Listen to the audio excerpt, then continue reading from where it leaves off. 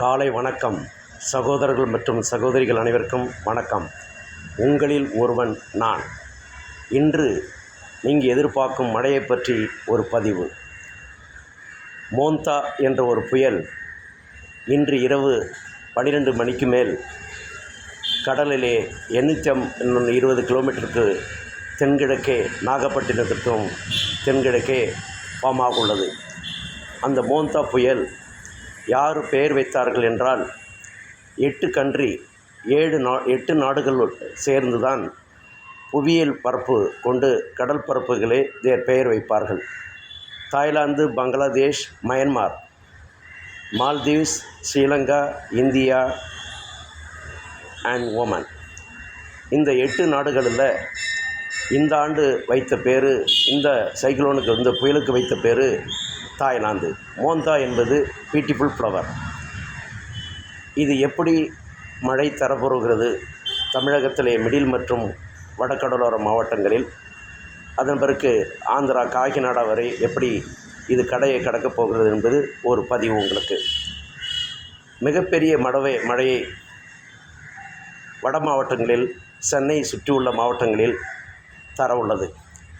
இன்று ஈவினிங்கிலிருந்து நாளை காலை, நாளை மதியம், இரவு மிகப்பெரிய அளவிலே கடலோர மாவட்டங்கள் மழை பெய்ய உள்ளது.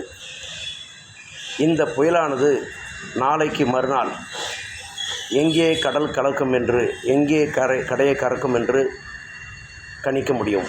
ஏனென்றால் 820 கிலோமீட்டரு தென்கிழக்கே நாகப்பட்டினத்திற்கு கிழக்கே உள்ளது. இது எப்படி நகருது என்பது காற்றினுடைய திசை பொறுத்து தான். நாளை மதியம் பிறகுதான் இது முடிவு செய்யப்படும். என காற்று திசை எப்போது வேணாலும் மாறும். அதை பொறுத்து தான் இந்த மழைப்பொழிவும் அதிகமாக இருக்கிறதும். பல கணிப்புகள் சொல்லுகின்றன, காக்கிநாடாவுக்கும் மசிலிப்பட்டினத்திற்கு இடையே கரையை கடக்கும் என்று சொல்கின்றார்கள்.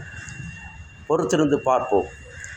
காற்றுடைய மாற்றம் ஏற்படும் போது, திசை மாற்றம் ஏற்படும் போது, தரைக்காற்றுகள், லேண்ட் காற்றுகளும் கடல் காற்றுகளும் ஏற்படும்போது, அட்மாஸ்பியர் ப்ரெஷர் கண்டிஷன் மாறும்போது, மேகக்கூட்டங்கள் மாறும்போது, டிப்ரெஷன் லெவல் மாறும்போது இதனுடைய தாக்கம் எப்படி வேணாலும் இருக்கும்.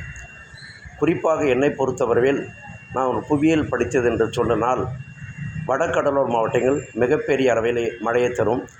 இன்று இரவிலிருந்து இந்த மதியம், இன்று இரவு, நாளை மறுநாள் வட மாவட்டங்கள் நம்ம குறிப்பாக என்ன தேவையோ அதை நாம் கடையிலே போய் வாங்கி வைத்து கொள்ள வேண்டும். அன்றாட தேவைகள், முதியோர்களை பாதுகாத்து கொள்ள வேண்டும். தாழ்வான பகுதிகளில் யாரும் செல்ல வேண்டாம். மழை அதிகமாக பெய்யும். பொறுத்திருந்து பாருங்கள். இந்த பதிவு உங்களுக்கு பிடிச்சிருந்தால் லைக் பண்ணுங்கள், சப்ஸ்கிரைப் பண்ணுங்கள், மற்றவர்களுக்கு ஷேர் பண்ணுங்கள். இதுவரைக்கும் எனக்கு எவ்வளோ ஆதரவு தந்திருக்கீங்க. அனைத்து ஆதரவு தந்த நல்ல உள்ளங்களுக்கு என்னுடைய நன்றியை தெரிவித்து வணக்கம். மீண்டும் ஒரு வீடியோவில் சந்திக்கின்றேன்.